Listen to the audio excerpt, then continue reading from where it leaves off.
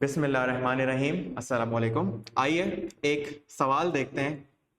ये सिस्टम में से है, कहाँ से है, क्यों है, पता नहीं। 10-15 मिनट है आप लोगों के पास इस सवाल को करना है। ठीक है, शुरू करें। और क्या ऑप्शन है हमारे पास लिखने के लिए? नहीं नहीं नहीं, डिस्कशन डिस्कशन से बहुत आगे निकल चुके हैं हम। लिखना है। नहीं नहीं सॉरी, यहीं पे होगा। व्हाट्सएप पे जवाब नहीं आते असल में बच्चों के। जी जी, आप करना, आप लोगों की बात नहीं कर रहा, सबकी नहीं कह रहा।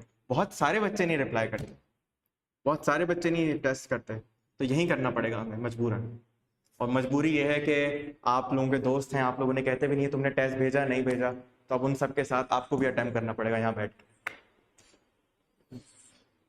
ये मैं भेज दूँ व्हाट्सएप पे अभी हाथ के हाथ?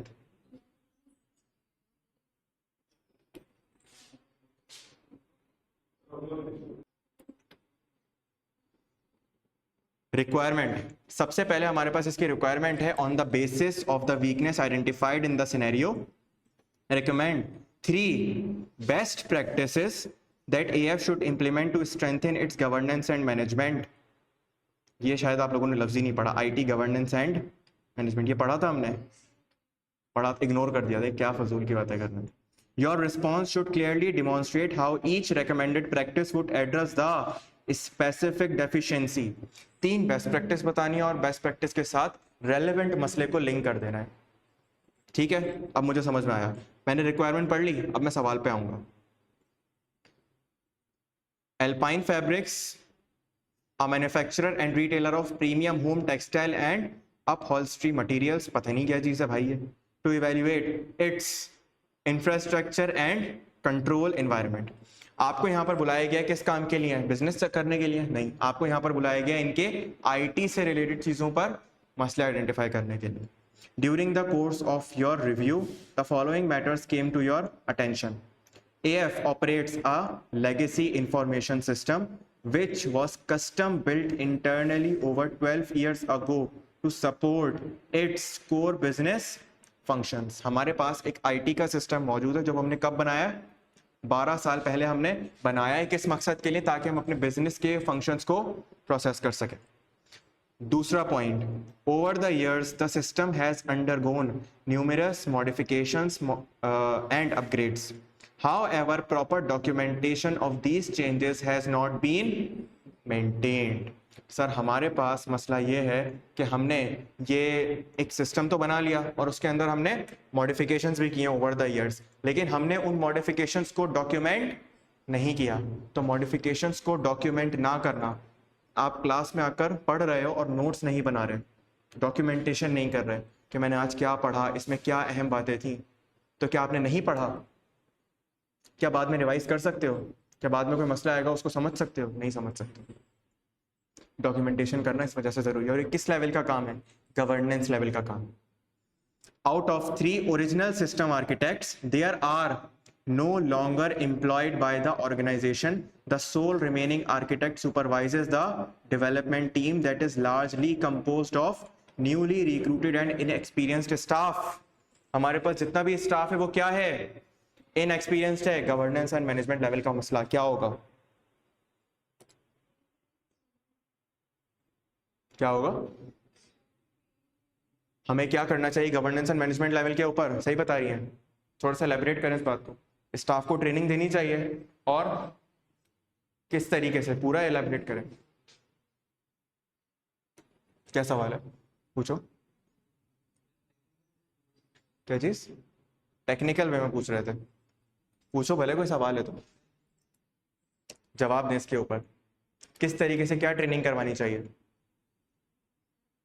हमें अपने स्टाफ को ट्रेनिंग दिलवानी चाहिए किस बात के ऊपर? यहाँ मसला किस बात का है? यहाँ पर मसला ये है कि हमारे पास इस सिस्टम को चलाने के लिए जितने भी लोग थे वो सारे न्यूली अपॉइंटेड हैं, और वो सारे कौन हैं? इनएक्सपीरियंस्ड हैं।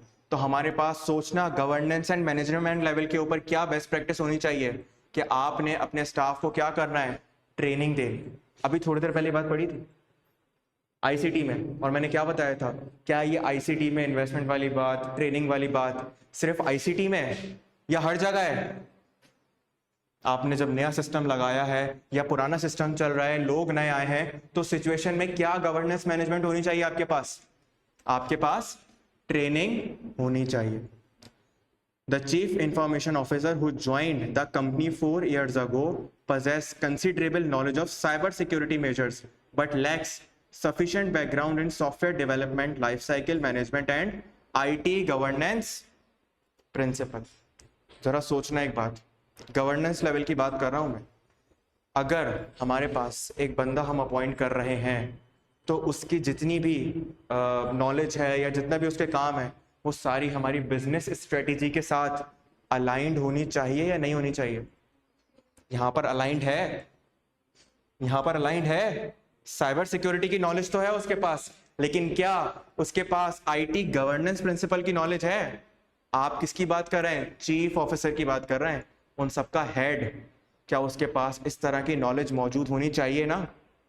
और है तो आप यहां पर एक पॉइंट दे सकते हैं उसे कि गवर्नेंस लेवल के ऊपर आपने जितने भी रिसोर्सेज को अपने पास लाना है वो सारी आपकी बिजनेस स्ट्रेटेजी के साथ अलाइंड होनी चाहिए। और यहां पर वीकनेस क्या है कि आपने जो अपना CIO अपॉइंट किया है उसकी रेलेवेंट नॉलेज आपकी बिजनेस स्ट्रेटेजी के साथ शायद अलाइंड नहीं। While AF has implemented certain basic security protocols, there is no formalized risk assessment mechanism in place, nor does the organization adhere to an recognized IT governance framework। अब खुदा का वास्ता कोई ये ना बोले उठकर सर रिस्क का लफ्ज आ गया तो आपने रिस्क नहीं पढ़ाया, अभी तो हम रिस्क की बात नहीं कर सकते। क्या हमने रिस्क का लफ्ज इससे पहले नहीं पढ़ा? तो मुझे बता दें यहाँ पर क्या होना चाहिए गवर्नेंस मैनेजमेंट, क्या गवर्नेंस मैनेजमेंट होनी चाहिए यहाँ पर? हम भी बता सकते हैं क्या गवर्नेंस मैनेजमेंट होनी चाहिए यहाँ पर। हमारे पास कोई भी रिस्क असेसमेंट का मैकेनिज्म मौजूद नहीं है। क्या होना चाहिए?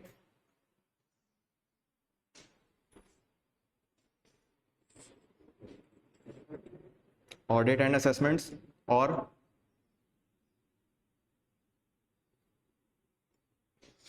इसके अलावा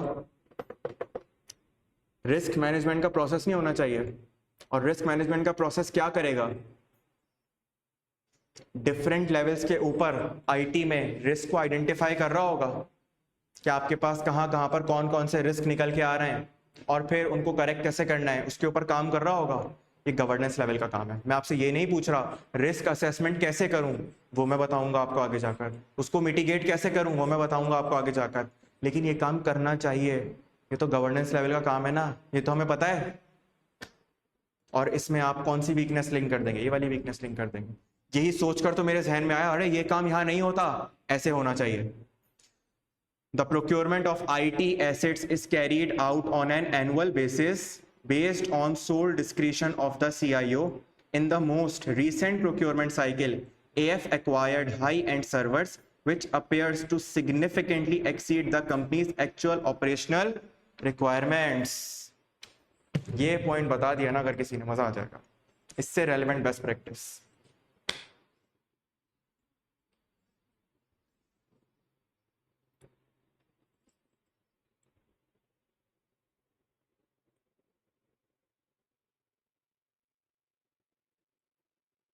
ये पॉइंट बता दिया ना किसी ने, मजा आ जाएगा।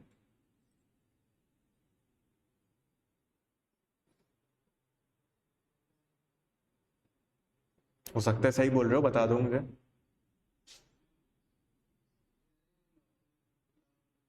क्लाउड क्या?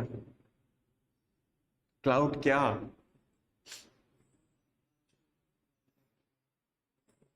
जी क्या हो गया? पॉइंट, इस पॉइंट का मतलब इसको इग्नोर नहीं कर सकते, सॉरी। एक एक करके हाथ उठाएं। मुझे नहीं पता, आप मुझे बताएं इसका मतलब। मुझे नहीं पता कौन से चैप्टर से आया सवाल, मैं आपसे ये पूछ। रिक्वायरमेंट मतलब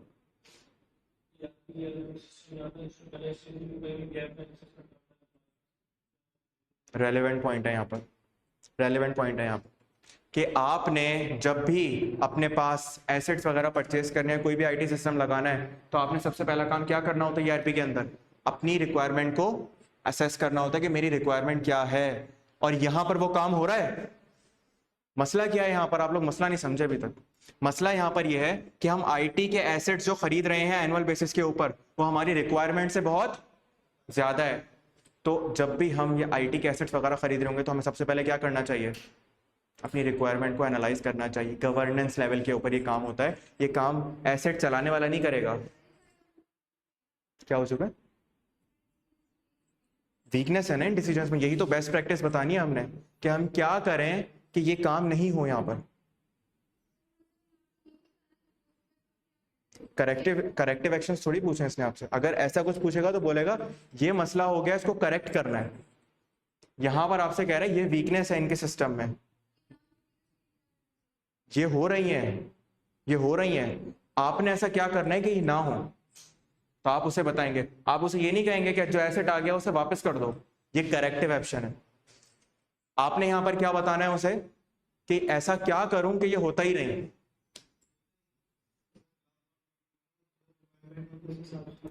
आईटी एसेट का जब उसने लफ्ज यूज किया, शायद उसने क्लाउड कंप्यूटिंग ले लियो, लेकिन उसको जरूरत थी 100 जीबी की, उसने खरीद लिया 100 टीबी।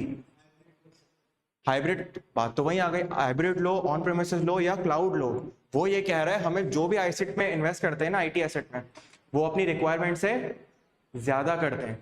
अब ये मसला क्लाउड हाइब्रिड से आगे निकल चुका है। यहां मसला गवर्नेंस लेवल का है कि रिक्वायरमेंट नहीं हो रही एनालिसिस। तो यहां पर आपको ये मशवरा देना है कि आपके पास बेस्ट प्रैक्टिस क्या होनी चाहिए। आप अपनी रिक्वायरमेंट एनालिसिस करेंगे कि हमारे बिजनेस की रिक्वायरमेंट क्या है और हमें क्या करना चाहिए। अगर नहीं करेंगे तो फिर ये वाला मसला राइज होगा। Security breach occurred recently, resulting in unauthorized disclosure of customer names and contact numbers on a public online forum.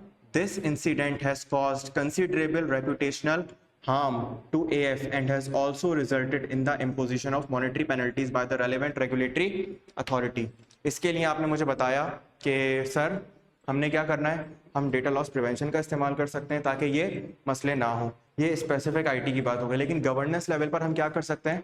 हम ऐसे किसी ने बोला था आईएसओ और आईएसओ 27001 या अदर कोई भी, जरूरी नहीं है आप फ्रेमवर्क का नाम लो, शायद फ्रेमवर्क का नाम हमारे जहन में ना आए। आप ये भी कह सकते हो कि हम कंप्लायंस फ्रेमवर्क्स का इस्तेमाल कर सकते हैं ताकि हमारी जितने भी ऑपरेशंस हो वो सारे क्या रहें? लॉस के साथ कंप्लाइंट रहे। और हम नॉन कंप्लायंस नहीं करेंगे तो फिर पेनल्टीज से बच जाएंगे। Right tag? हाँ, मैं वही कह रहा हूं कि आप ओवरऑल कंप्लायंस कर सकते हैं। अगर किसी को नहीं याद आ रहा आईएसओ 27001 का लफ्ज यूज हुआ है, रेगुलेटरी टेक्नोलॉजी का लफ्ज यूज हुआ है, या किसी स्पेसिफिक फ्रेमवर्क का नाम नहीं याद आ रहा, तो आप ये भी लिख सकते हैं कि हमें मुख्तलिफ फ्रेमवर्क के साथ जो भी एप्लीकेबल है उसके साथ कंप्लाइंट रहना चाहिए। और अगर नाम याद आ जाए तो बहुत अच्छी बात है। कैसा लगा? ये कैसे सही होगा ये बताएं। हमने बहुत सारी बातें आइडेंटिफाई की, किस तरीके से? रिक्वायरमेंट सही से समझने के बाद। क्या आप लोगों को बातें नहीं पता थी? बातें आप लोगों को सब पता थी, लेकिन आप लोगों ने रिक्वायरमेंट सही से नहीं पढ़ी थी। आप लोगों ने रिक्वायरमेंट सही से नहीं पढ़ी थी। अब आपका काम क्या है?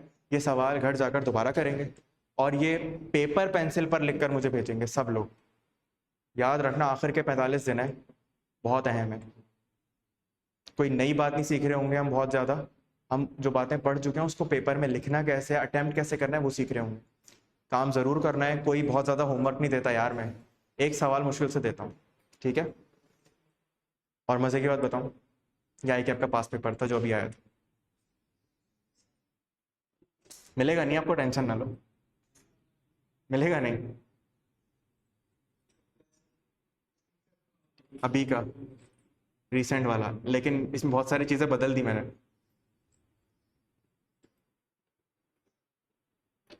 इसका मतलब क्या है कि हमें चीजें सारी पता है पेपर की कि लिखना क्या है, लेकिन हमें ये नहीं पता कि कहां पर क्या लिखना है। अब ये सही कैसे होगा ये मुझे पता।